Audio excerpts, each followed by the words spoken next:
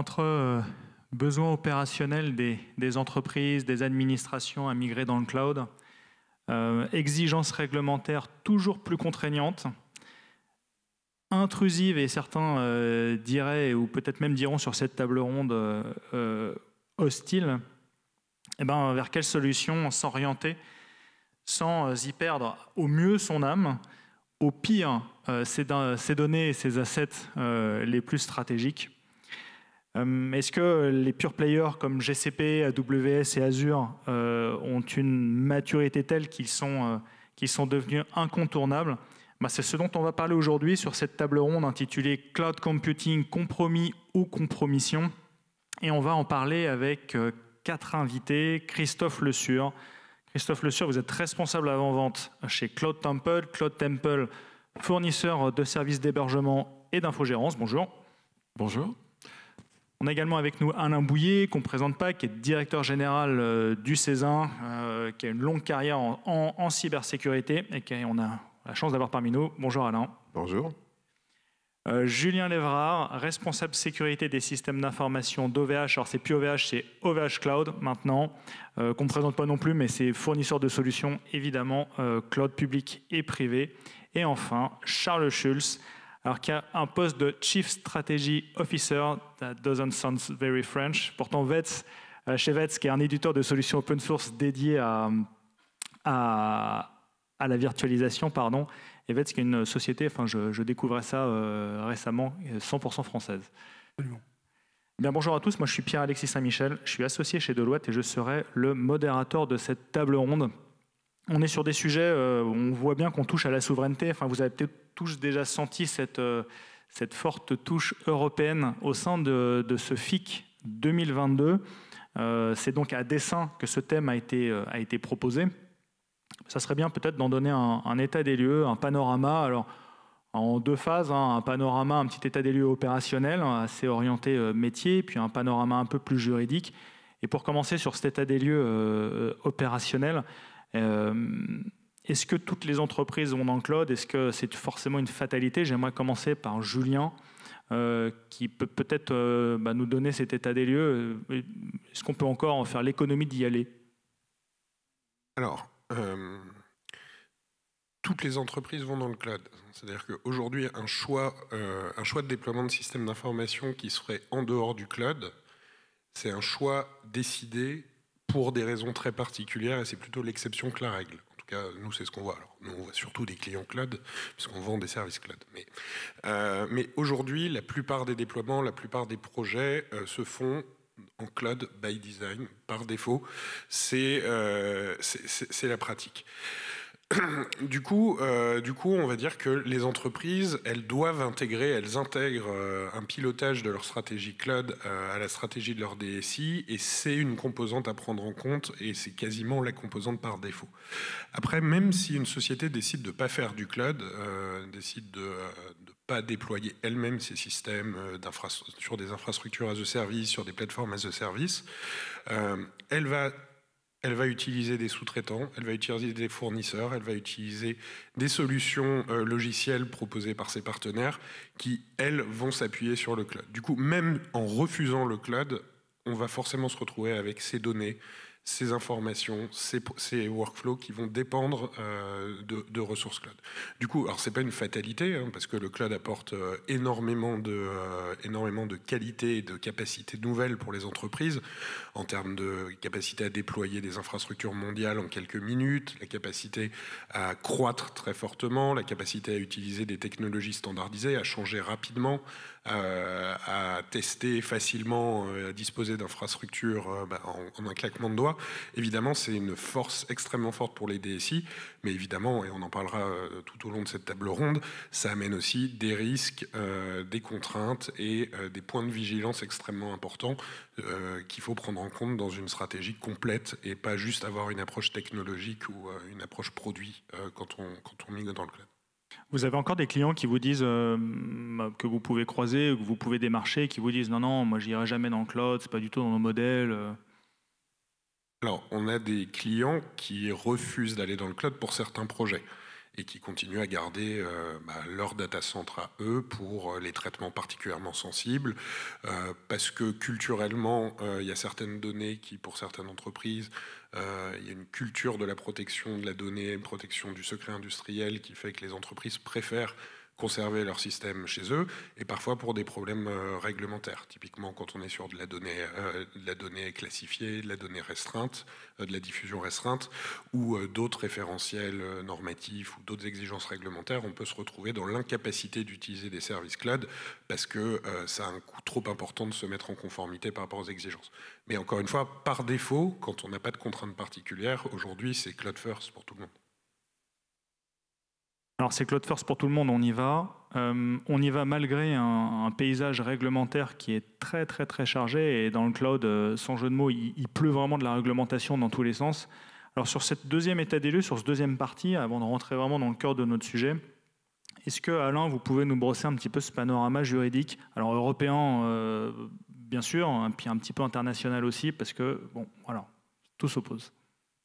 Oui, alors si je commençais par une boutade, on dit que les Américains ont les GAFAM, les Chinois ont les BATX et l'Europe a le RGPD. Mais plus sérieusement, en fait, quand on regarde ces sujets-là sous l'œil du RSSI qui fait consciencieusement son analyse de risque lorsque le move to cloud est initié. On posait la question à nos membres au Césin il y a quelques années. On fait depuis 7 ans un baromètre au Césin. On pose plein de questions et on posait des questions sur le move to cloud il y a 7 ans et on avait encore des pourcentages de gens qui nous disaient oui, 70% il y a des données dans le cloud, mais pas tout. Mais en fait, quand on approchait les 100% des répondants qui nous disaient qu'ils avaient forcément des données dans le cloud, on a posé la question autrement. On l'a posé surtout sur le pourcentage, finalement, du patrimoine informationnel qui migrait dans le cloud. Et là, on est dans des moyennes qui frôlent les 80% sur certains domaines. Mais je reviens aux analyses de risque. En fait, quand on fait une analyse de risque et que... Alors, le corollaire de tout ça, c'est que souvent le choix, malheureusement, se porte sur des hyperscalers et des clouds américains. Et là, en effet, on a tout de suite une avalanche de réglementation. Alors, les Américains sont quand même très forts parce qu'ils ont inventé un truc qui s'appelle les lois extraterritoriales. En général, quand on édicte des lois dans un pays, on les édicte pour le pays. Bon, alors il n'y a pas que les Américains qui font ça, mais en tout cas, eux, ils ont inventé des lois. Alors en plus, ils leur ont donné des noms sympathiques. Je suis obligé de prendre des notes à chaque fois parce que j'arrive jamais à m'en rappeler. Alors la première, c'était... Enfin, la première, c'est pas la première, il y en a eu d'autres avant, mais les plus connus, on va dire, c'est le Patriot Act qui a été inventé par Monsieur Bush en 2001.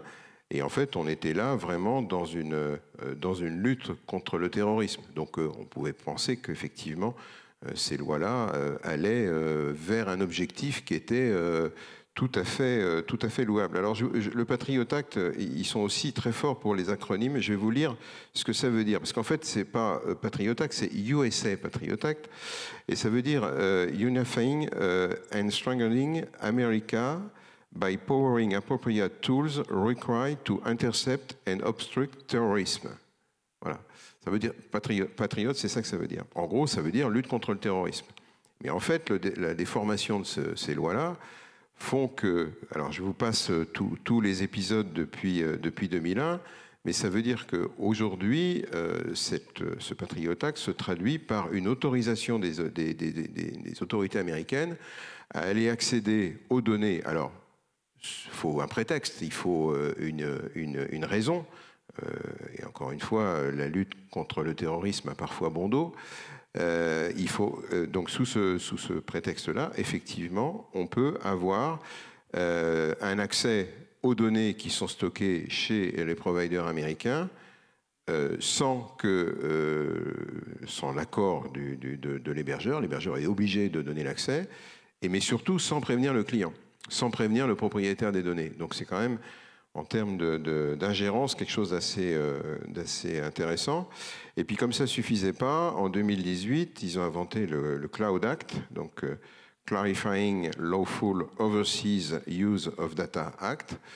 Ce qui est important dans ce mot-là, c'est le overseas. C'est-à-dire que là aussi, on autorise les instances de justice américaines à contraindre, il faut employer ce mot-là, contraindre en effet les fournisseurs à fournir des données de personnes utilisant les services, quelle que soit la localisation de ces données. C'est-à-dire qu'à partir du moment où vous avez un opérateur américain, je cite les Américains, j'ai rien contre eux en particulier, mais c'est plus simple parce que voilà, il y a moins de cas avec les Chinois.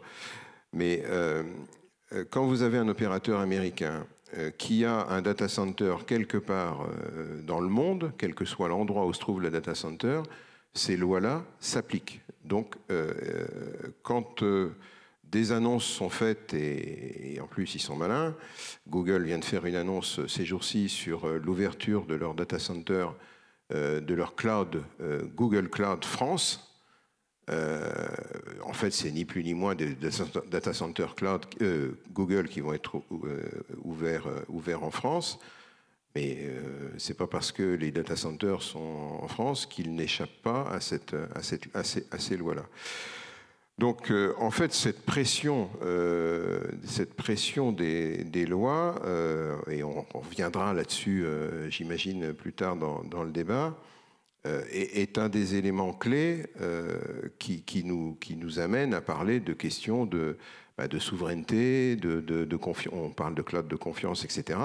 Parce que si on savait se protéger contre ces doigts-là, on n'aurait qu'un seul problème à traiter, c'est le problème de la dépendance, qui est un problème en soi. C'est-à-dire que quand on est une colonie numérique, comme c'est le cas actuellement, on a un problème de dépendance, mais on a en prime ce problème de protection de nos données. Donc je pense qu'aujourd'hui, on en parle et c'est le bon timing, hein, puisqu'il y a quelques annonces qui sont faites ou qui vont être faites en la matière, et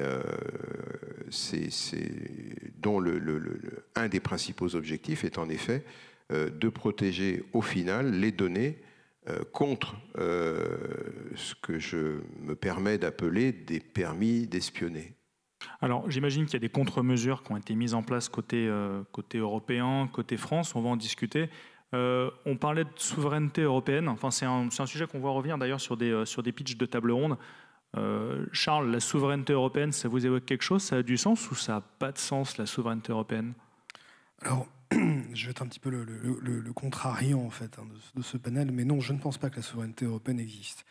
Il y a la souveraineté nationale, parce que la souveraineté ne peut être que nationale. En revanche, à l'échelon européen, ce qui peut exister, et ce vers quoi je pense qu'il faut tendre en tout cas, c'est de l'autonomie. C'est de l'autonomie stratégique européenne. On pourrait, pour faire court, dire que c'est la conjugaison de toutes nos souverainetés. Voilà.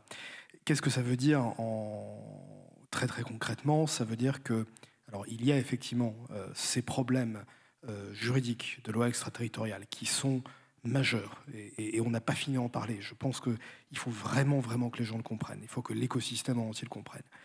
Mais au-delà de ça, il y a peut-être une considération beaucoup plus simple que j'aimerais faire, qui est que tout simplement, il faut savoir soutenir et prendre conscience qu'il existe en réalité, en Europe, comme en France, un écosystème entier d'entreprises qui sont des offreurs, des fournisseurs de solutions, des éditeurs de logiciels.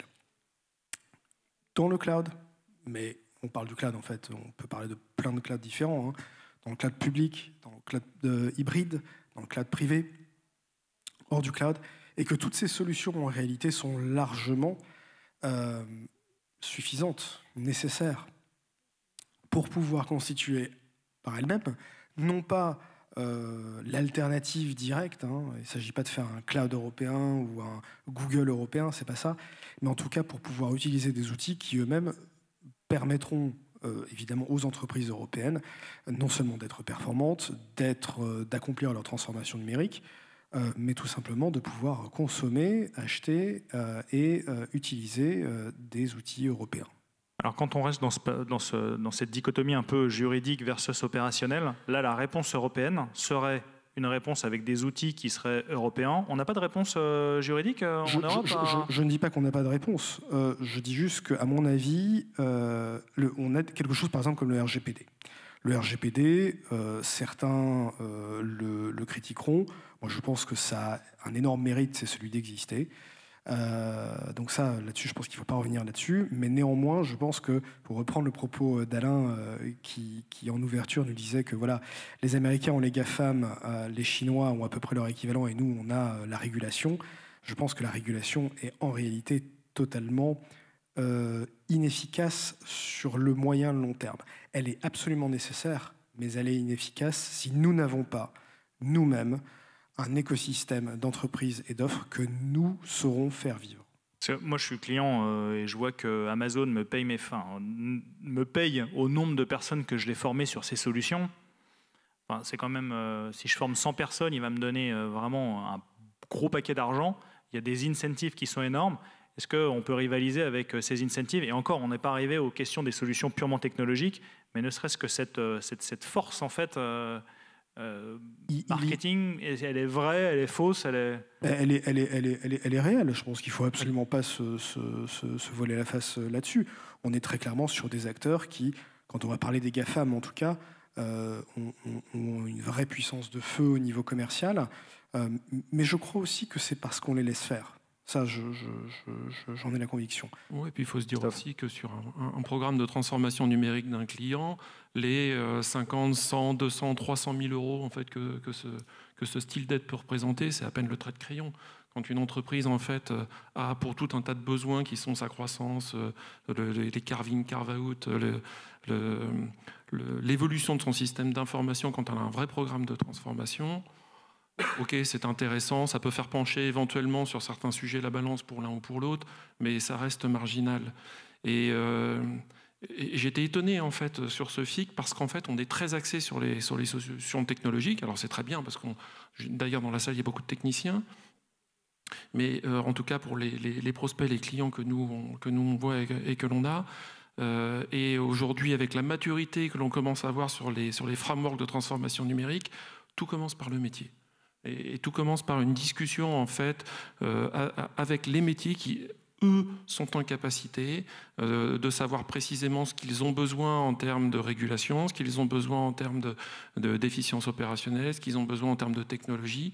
Et donc, en fait, les DSI sont en capacité de pouvoir leur proposer des solutions techniques qui, ici, vont parce que ça va être un cloud souverain français, parce que ça va être une offre Microsoft ou Amazon extrêmement performante sur telle plaque géographique, qui vont pouvoir en fait dessiner des solutions qui sont compatibles avec le besoin des métiers et qui permettent en fait à l'entreprise d'avancer dans sa stratégie de transformation numérique. Alors c'est sûr qu'à la marge, quand on parle d'international et quand on parle de déploiement d'une plateforme, par exemple, au Japon, un peu plus scalable, etc., ces fameuses aides dont tu parles peuvent faire la différence entre l'un ou l'autre. Mais dans un programme d'entreprise, quand on parle d'une verticale métier ou quand on parle d'un business process, ça reste marginal.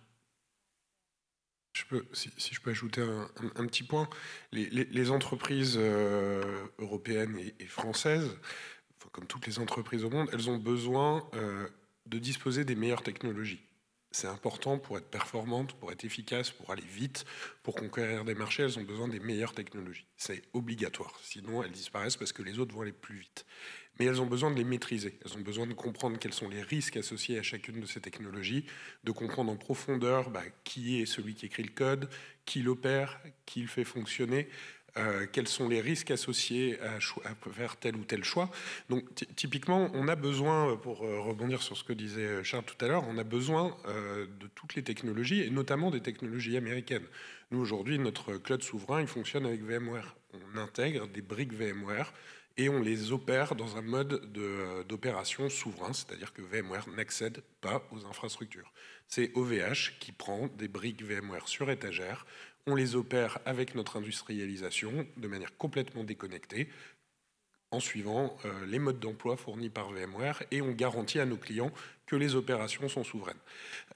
En fait, que ça soit VMware ou un autre produit, chaque client trouve des qualités et des capacités dans les technologies qu'il va consommer dans le cloud. Ce qu'on a besoin, c'est de proposer un maximum de choix pour répondre à tous les cas d'usage et de fournir toutes les informations pour que les clients puissent faire leur analyse de risque et prendre la bonne décision en s'assurant que le produit, le service qu'on va leur rendre est bien aligné avec leurs enjeux, qu'ils soient commerciaux, business, réglementaires, et chaque entreprise a des priorités qui sont différentes. Vous pensez que les clients, majoritairement ou pas, ont cette maturité à adresser les bonnes questions, les bons sujets, ou est-ce qu'ils vont aller un peu à l'essentiel, et l'essentiel, c'est AWS, c'est bien, GCP, c'est bien, parce qu'on va leur expliquer ce qu'ils ont finalement envie d'entendre et que ça simplifie beaucoup le discours. J'entends ce que tu dis, Christophe, sur le dimensionnement, sur le fait de pouvoir bien designer, s'aligner vraiment avec les besoins du métier. Est-ce que les DSI aujourd'hui ont le temps, parce qu'ils sont dans des métiers opérationnels, ils sont pressés, ils sont contraints, ils veulent aller vite? Je pense que c'est le premier job des DSI aujourd'hui, c'est de s'interroger en fait sur les outils qui sont à leur disposition.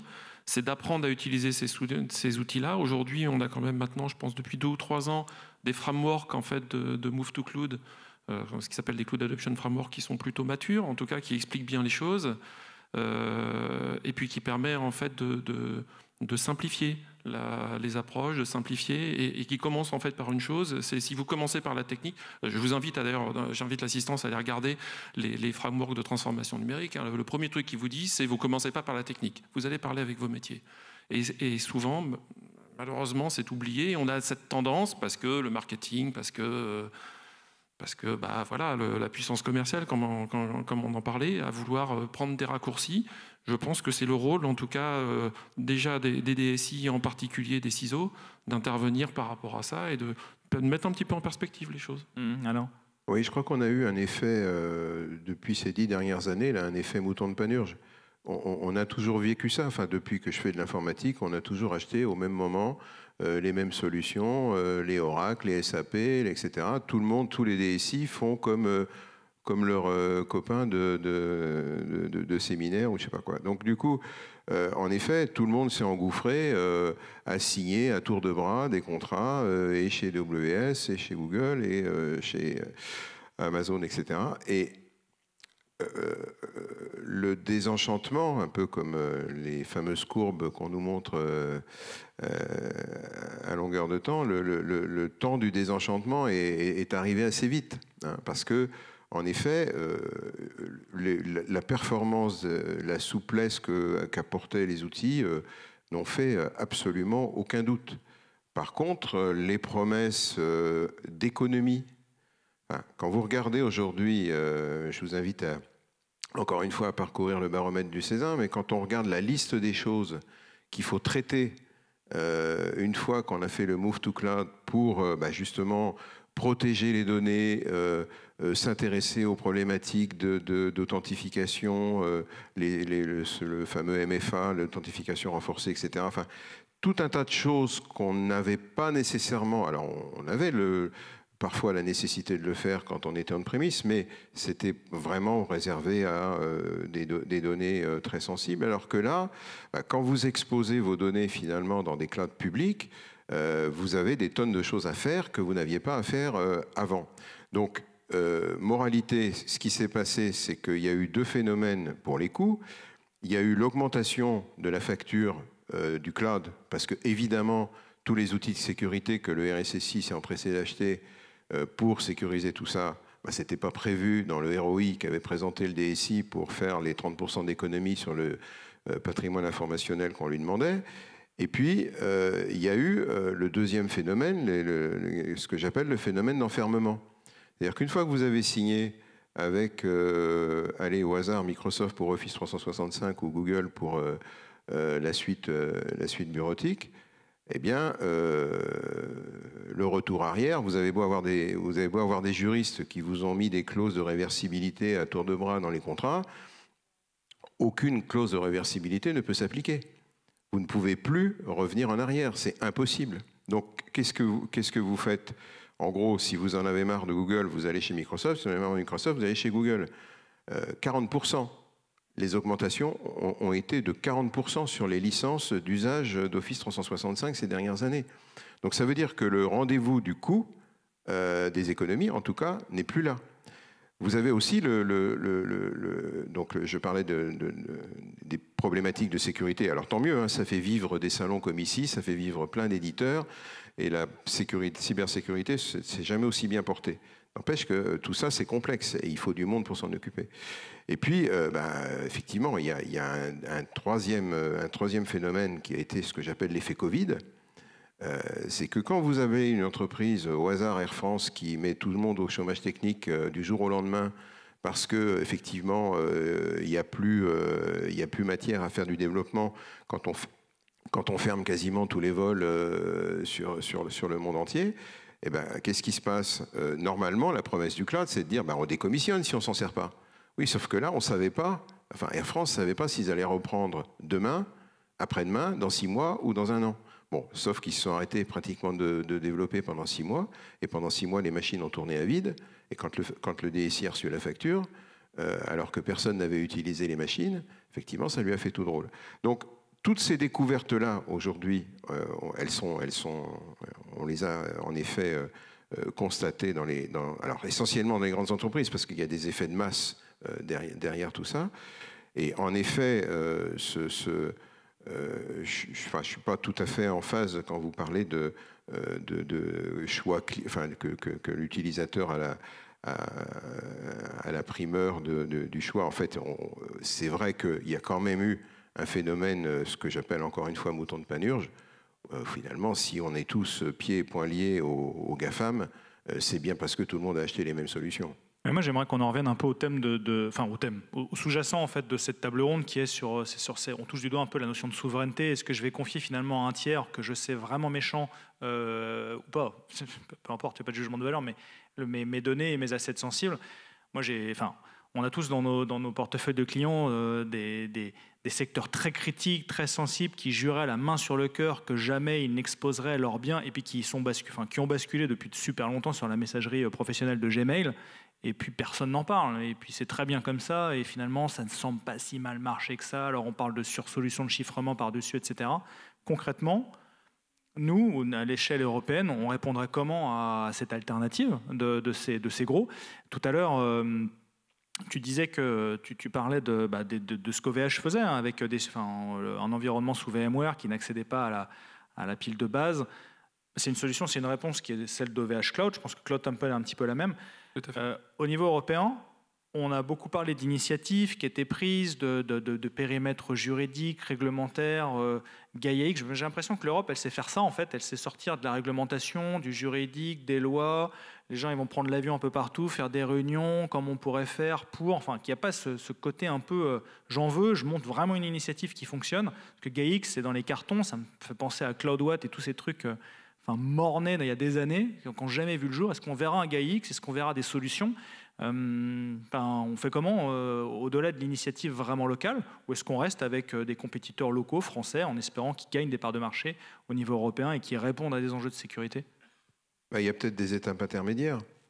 On ne va pas réinventer, il ne faut pas non plus jeter l'eau propre sur ces solutions-là. Elles sont extrêmement riches, il y a des milliards de jours hommes de développement derrière ça. Et ça fonctionne. La question n'est pas de savoir si ça fonctionne ou pas. Ça fonctionne du feu de Dieu même. Le problème est de savoir effectivement contre quoi on veut se protéger. Si en effet on veut se protéger contre la curiosité des agences américaines ou des lois dont je parlais tout à l'heure, on voit qu'il y a des solutions qui commencent à poindre leur nez.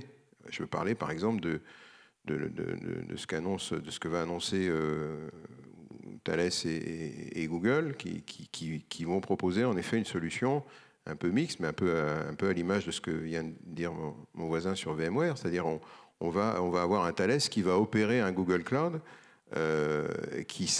dont la promesse est que cette solution soit Secnum Cloud. Donc Secnum Cloud, c'est pas n'importe quoi. Ça veut dire que c'est en termes de sécurité, ce qu'on peut imaginer de plus élevé aujourd'hui, et donc rendre les données des clients qui seront hébergés dans ces solutions-là J'ai aucune action chez Thales et encore moins chez Google. Mais il y a nos amis d'Orange et de Capgemini qui vont proposer la même chose avec Microsoft pour la partie Office 365. Et là aussi, c'est pas parfait, évidemment. On préférerait qu'on ait des solutions complètement souveraines. Mais à tout le moins, vous parliez tout à l'heure de clients, de gros clients et non des moindres, et je les connais tous, hein, ceux qui ont signé chez Office 365 parce que c'était trop beau. Et évidemment, quand vous migrez votre messagerie, vous ne savez pas ce que vous migrez. Donc, dans le fin fond des messageries des utilisateurs, il y a probablement des données très intéressantes en matière d'espionnage, surtout dans certaines boîtes. Donc, là, si vous avez en effet des solutions comme ça qui sont encapsulées par des opérateurs français et qui vous mettent à l'abri, en effet, de la curiosité des agences, eh bien, moi, je considère que c'est mieux que ce qu'on a aujourd'hui. C'est pas parfait, en effet, parce qu'il y a encore cette question de dépendance. Quand on aura ces solutions-là, ça ne nous rendra pas moins dépendants des solutions américaines, mais à tout le moins, ça nous rendra étanches aux lois extraterritoriales. Donc, sur la partie dépendance, on est pas mal avec un attelage franco-GAFAM. On est pas mal, pardon. Sur la partie sécurité, on est pas mal avec un attelage franco-GAFAM. Sur la partie dépendance, ça ne répond pas au sujet. Et vous autres, alors, vous en pensez quoi? Alors, sur la partie dépendance, Alain l'a dit, les solutions proposées par les éditeurs, les offreurs de solutions américaines, elles fonctionnent bien, elles sont performantes, elles sont efficaces, elles sont faciles à déployer, et ils l'ont fait avant les autres. Du coup, c'est normal qu'ils aient pris une part importante du marché. Qu'une start-up aujourd'hui fasse le choix d'aller vite en prenant des outils clés en main chez un GAFA. Alors nous, on fait tout pour les convaincre de venir chez nous et de proposer des solutions alternatives qui soient satisfaisantes, mais c'est quelque chose qu'on peut comprendre. Par contre, il y a des grandes entreprises qui vont gérer les données de plusieurs millions de citoyens. Il y a des administrations. Elles ont une responsabilité. Et on a besoin que ces sociétés, ces administrations, elles aient aussi du courage. Le choix d'une solution, elle ne peut pas se faire uniquement parce que c'est plus facile.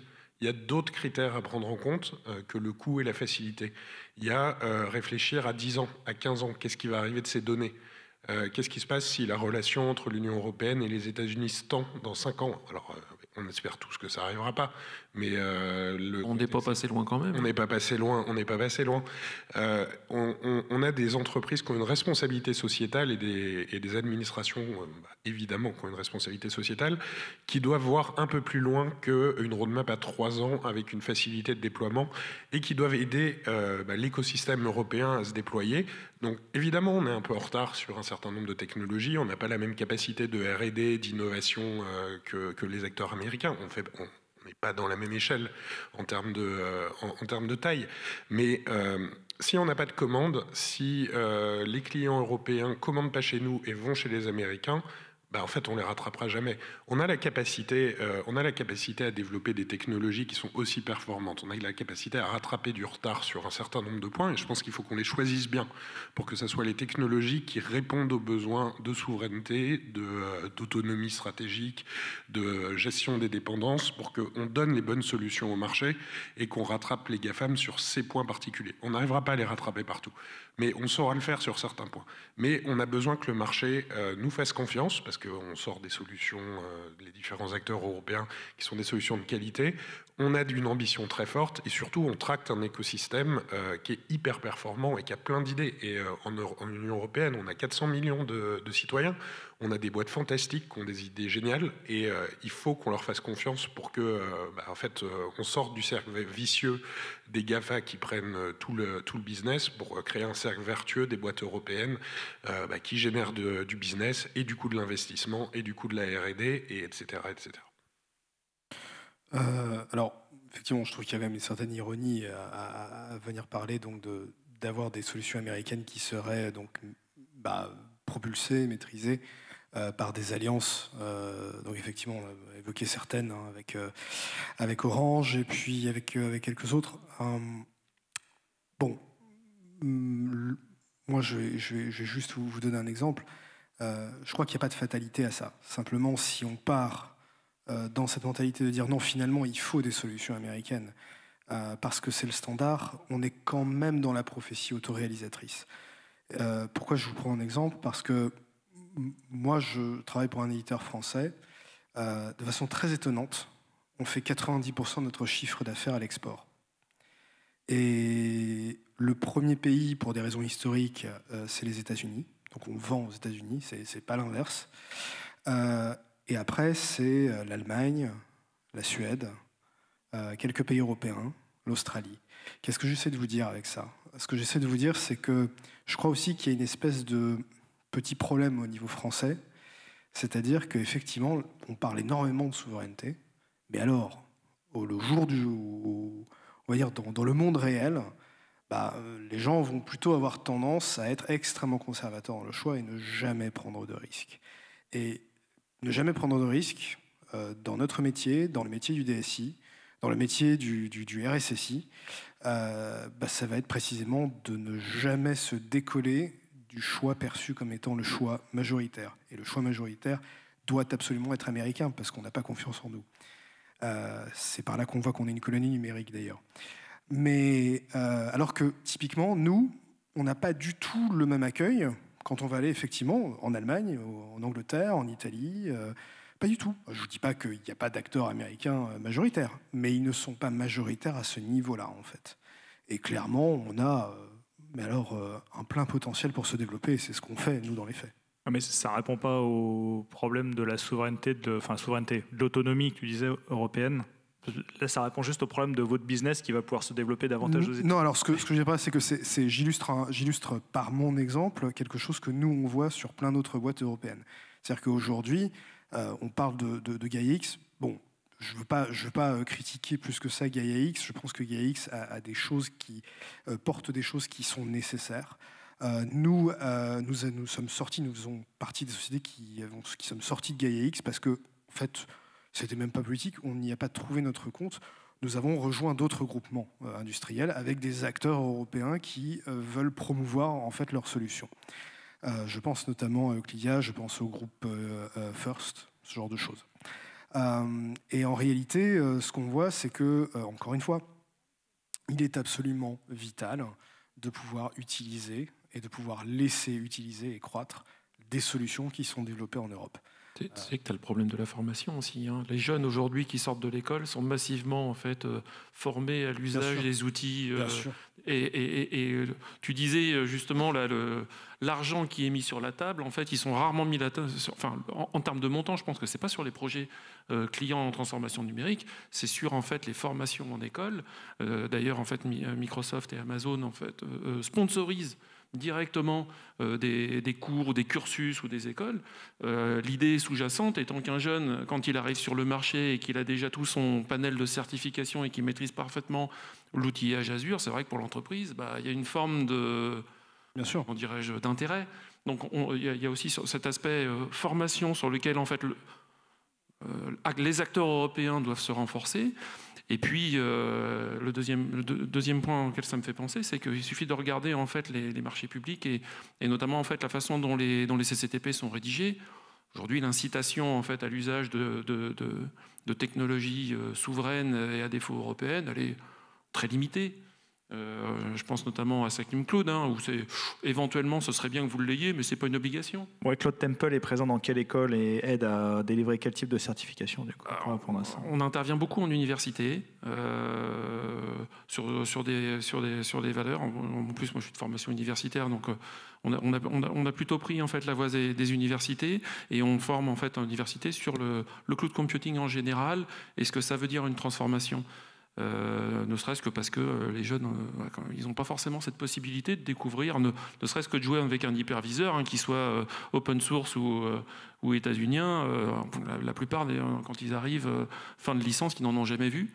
Je pense vraiment que cette nouvelle génération Z qui sort, c'est un des piliers en fait, en termes de mindset, en termes de formation, sur lequel il faut que nous investissions collectivement, y compris la société, parce que c'est probablement, pour les plus anciens d'entre vous, vous vous souvenez en fait probablement la guerre entre Novell et Microsoft et comment Microsoft a gagné. Hein. Microsoft avec Active Directory et Windows a gagné simplement parce que c'était un clicodrome et qu'ils ont massivement investi sur les formations.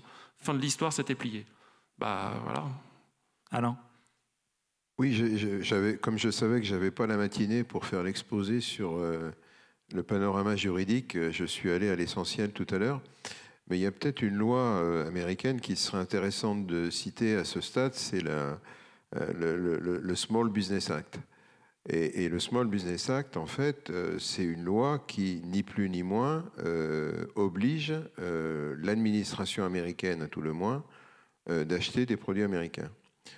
Si les GAFAM se sont autant développés en Europe et ailleurs, c'est surtout parce que les Américains ont acheté massivement les solutions et ont permis aux entreprises de se développer et de faire ce qu'on connaît aujourd'hui. Donc on a, alors nous on est les rois en Europe pour se mettre des boulets aux pieds, hein, enfin en France en tout cas avec le code des marchés publics. Ça, en ayant travaillé à la Caisse des dépôts pendant 20 ans, je pourrais te croire que mes chevilles avaient été un peu abîmées avec ce boulet-là, parce que franchement, en effet, on avait à chaque fois pratiquement le résultat des courses avant même de commencer à dépouiller les offres, quoi. Donc, je crois qu'il y a un vrai sujet à la fois. Enfin, on réglera pas tout par des questions réglementaires. On parlait du RGPD tout à l'heure. Moi, j'attends toujours l'équivalent du RGPD pour les données sensibles. Parce que si on avait fait un vrai règlement il n'y a pas que les données à caractère personnel qui sont sensibles dans les entreprises, il y a même des données à caractère personnel qui n'ont aucun intérêt parfois. Par contre, effectivement, les données sensibles de recherche, les secrets de fabrique, etc., qui n'ont aucun caractère personnel, il n'y a aucune loi qui les protège. Donc, je pense qu'on a des trous législatifs en France et en Europe sur la protection des données non sensibles, sur l'obligation au moins que l'administration française achète en priorité des produits français. Alors c'est complètement orthogonal avec l'état d'esprit de la Commission européenne, mais il y a peut-être un moment donné où il va falloir changer un peu cet état d'esprit, parce que sinon, en effet, enfin moi, vous appelez ça pudiquement les gens qui vont toujours dans le même, qui font les mêmes achats au même moment. Moi, j'appelle ça les moutons de Panurge. Bah, effectivement, on va continuer, sinon, à acheter massivement les produits étrangers. Et puis, encore une fois, les BATX n'ont pas dit leur dernier mot.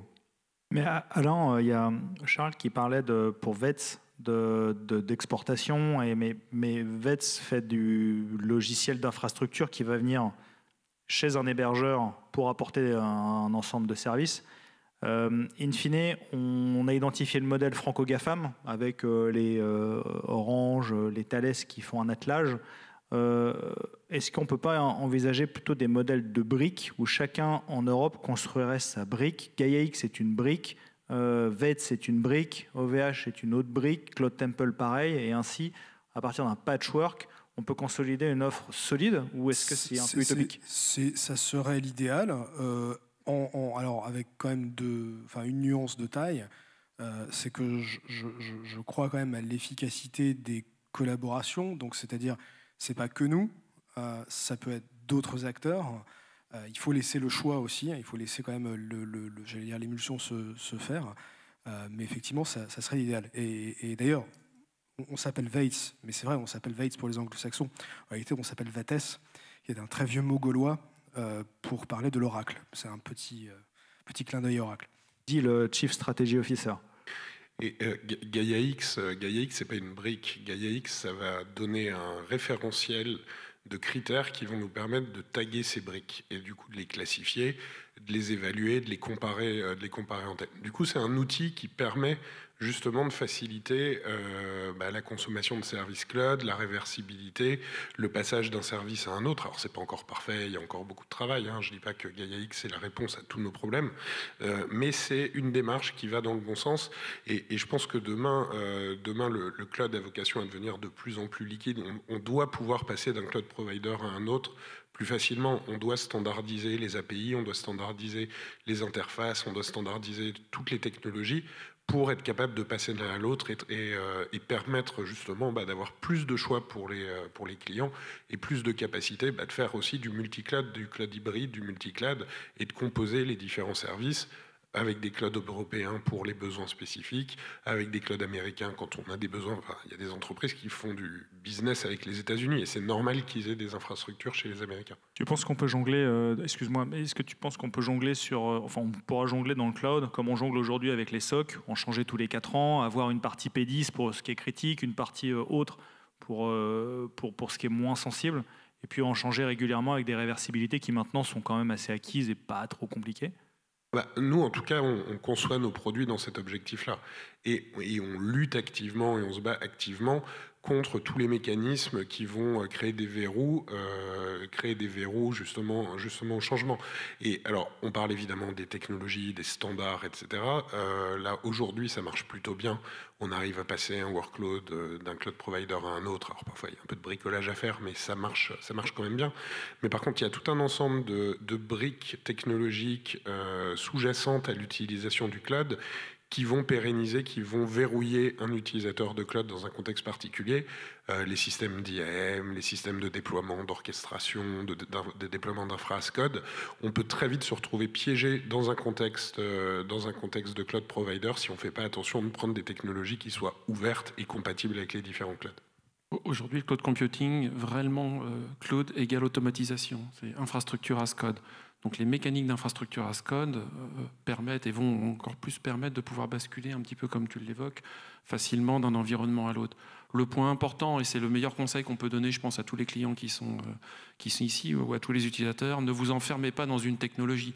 Les différents clouders, notamment Microsoft, Google ou Amazon, vous donnent tout un portefeuille d'outils qui vous simplifient énormément la vie et qui vous permettent, une fois que vous avez écrit vos milliers de lignes de code d'automatisation avec cet outil-là, basculer de l'un à l'autre, c'est un enfer. Donc je rejoins complètement ce que dit Julien, c'est rester sur des outils en fait, qui sont agnostiques aux infrastructures que vous utilisez, que ce soit celle d'ailleurs d'OVH ou celle de Cloud Temple. En fait, on a des API qui permettent d'être agnostiques par rapport à ça sur les fonctions souveraines. Et évidemment, en fait, ces outils-là, je pense à titre d'exemple à la suite HashiCorp, vous permet de piloter Amazon et Microsoft et Google et donc d'avoir en fait un set d'infrastructures as code qui est agnostique. On peut peut-être rentrer sur des derniers mots, sur un peu de perspective. Pour chacun d'entre vous, en 2 minutes, c'est quoi les perspectives du cloud dans les années à venir? Parce que là, on est sur un état un petit peu stabilisé, enfin on voit où on est. Vers quoi on va, vers quel service? Toi, tu parlais d'infrastructure as a code. C'est intéressant pour la réversibilité, effectivement, et l'immigration possible. Ça peut être quelque chose de vraiment majeur. Pour la sécurité, parce que tu vas avoir des choses qui sont documentées, tu vas pouvoir en fait intégrer dans les chaînes de déploiement des tests sécuritaires. C'est aussi en fait des sources d'économie, c'est-à-dire que l'humain va intervenir là où c'est intéressant et pas sur des tâches répétitives. Aujourd'hui, on a une règle chez Cloud Temple, c'est vous touchez pas au clicodrome, on vous coupe le main. Donc c'est l'image de l'ingénieur Windows ou de l'ingénieur Linux d'il y a 15 ans qui se connectait pour faire une action manuelle, souvent en fait en oubliant de la documenter. Dans les années qui viennent, c'est quelque chose qui va être, de notre point de vue en tout cas, passéiste. Alain, un peu de prospective. Oui, alors c'est d'ailleurs le sujet de notre congrès du mois de décembre, c'est de réfléchir à l'horizon 2025-2030 en matière de cyber. Quand on regarde ce qui s'est passé, on se tourne un peu la tête des 10 ans passés, il y a plein de choses qu'on n'avait pas forcément prévues, donc c'est un peu aventureux, je pense, que de faire de telles prospections, mais enfin, on essaie quand même. Je pense qu'on va revenir peut-être à des choses un peu plus équilibrées. Moi, j'ai des répondants à mon sondage qui me disent parfois on est à 90 ou 99% de données dans le cloud public. On n'a pas parlé d'ailleurs de cette distinction cloud public, cloud privé autour de cette table, mais cloud privé, il ne faut pas se raconter d'histoire, c'est de la virtualisation de votre data center. Donc en gros, c'est chez vous ou c'est pas chez vous, mais enfin en tout cas, c'est à vous. Donc ça veut dire que on va peut-être revenir, à mes yeux, à un meilleur équilibre entre cloud privé, cloud public, peut-être un meilleur équilibre aussi dans ses choix technologiques, hein, savoir en effet peut-être plus mettre nos œufs dans le même panier par rapport à tout ce qu'on a pu vivre depuis ces 10 années de cloudification massive. Et quand je dis plus tous nos œufs dans le même panier, ben ça veut dire diversifier, en effet, aller plutôt chez l'OVH plutôt que d'aller toujours bêtement chez le même Amazon.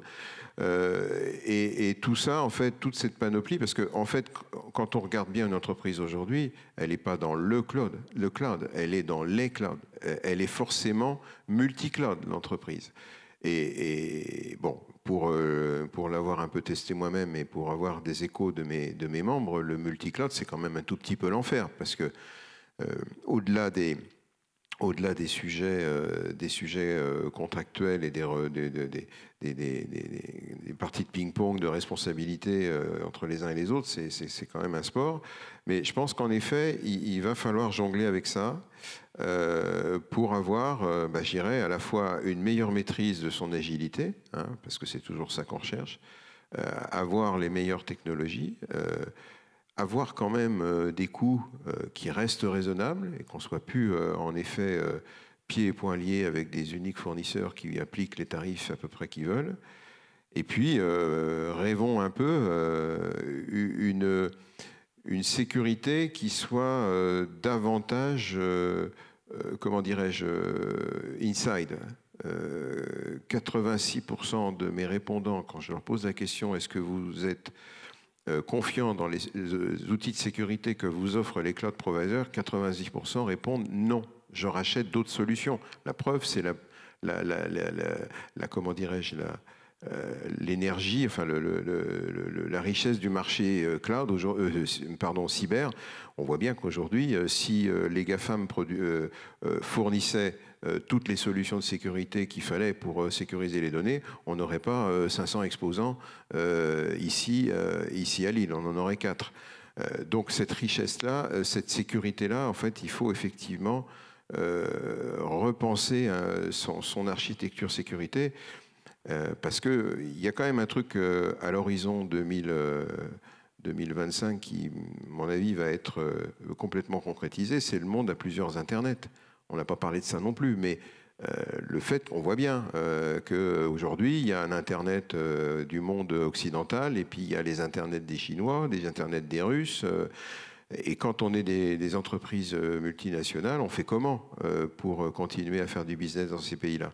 Donc il va falloir composer, en effet, avec un monde qui va être, à mes yeux, un petit peu éclaté. Et le monde du bisounours, où tout le monde était connecté au même réseau dans les années 2000, à mon sens, c'est terminé. Julien?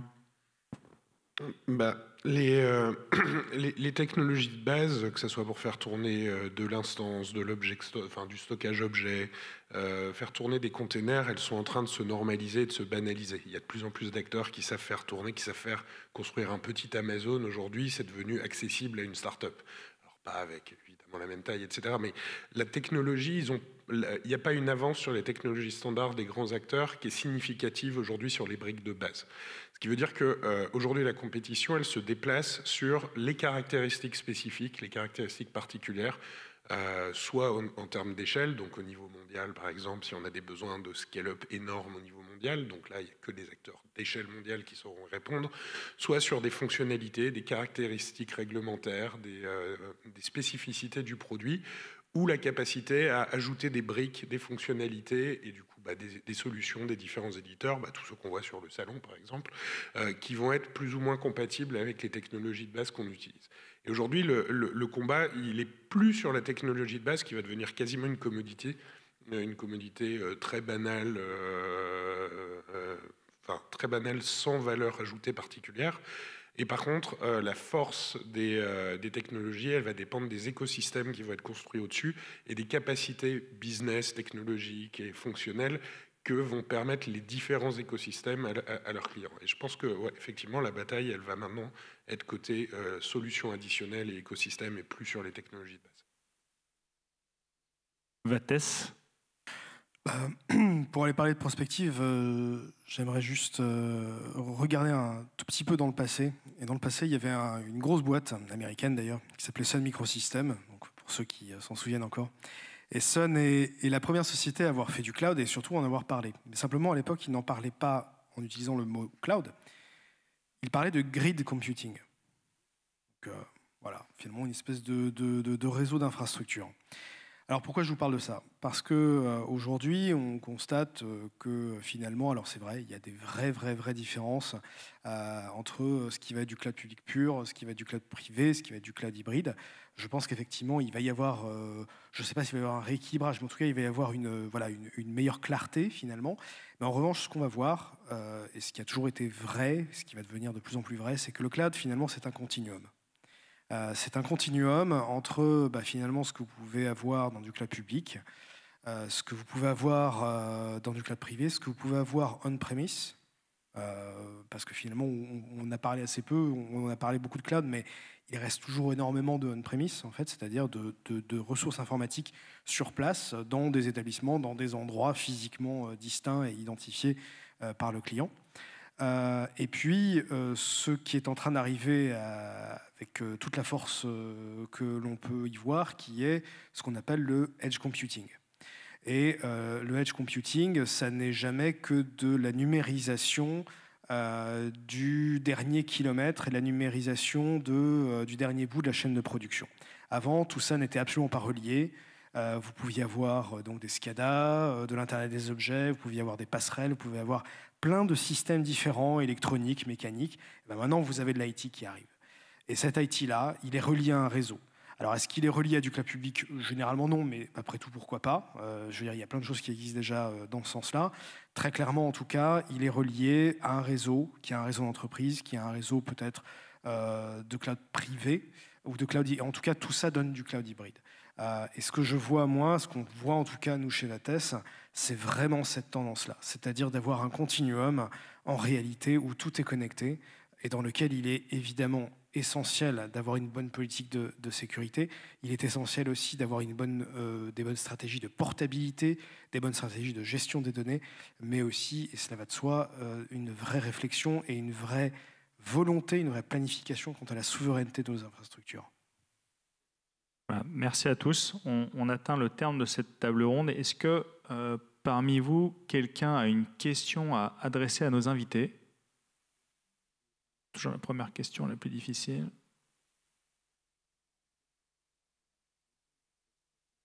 Il n'y en a pas. Alors moi, je poserai peut-être la première. Est-ce que de nouveaux acteurs vont émerger, à votre avis, qui pourraient se substituer aux GAFAM dont on a parlé, mais qui pourraient arriver sur le marché de par leur position, leur positionnement, qui pourraient paraître aujourd'hui un petit peu baroque, mais qui demain en feront des acteurs parfaitement légitimes de solutions dans le cloud? Oui, je ne donnerai pas de nom. Je pense à certains acteurs qui sont existants, qui sont déjà d'une belle taille, mais qu'on ne voit pas forcément comme étant des acteurs de cloud, et qui peuvent potentiellement prendre de l'importance, précisément à la faveur des évolutions que j'ai décrites, c'est-à-dire une meilleure place, ou en tout cas une place croissante accordée à tout ce qui va être non pas du cloud public, mais beaucoup plus des ressources informatiques distribuées en termes de edge computing. Et clairement, c'est des acteurs qui peuvent prendre ce virage, cet ascendant sur des GAFAM. En même temps, je ne vois pas nécessairement les GAFAM disparaître, mais j'ai quand même noté avec quelques autres qu'il existe quand même aujourd'hui un mouvement de fond qui consiste à aller quitter ces GAFAM, puisqu'on est dans les très très grands noms. Vous connaissez tous Dropbox. Dropbox était, je ne sais plus lequel des GAFAM, c'était vraiment le Amazon, voilà, AWS.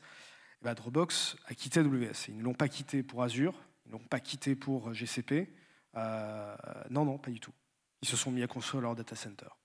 Et ce qu'ils ont vu, c'est-à-dire que ce qu'ils ont réellement vu comptablement, c'est qu'en construisant et en maîtrisant leur data center, toutes les marges qui leur manquaient pour continuer et à devenir plus compétitifs sont réapparues.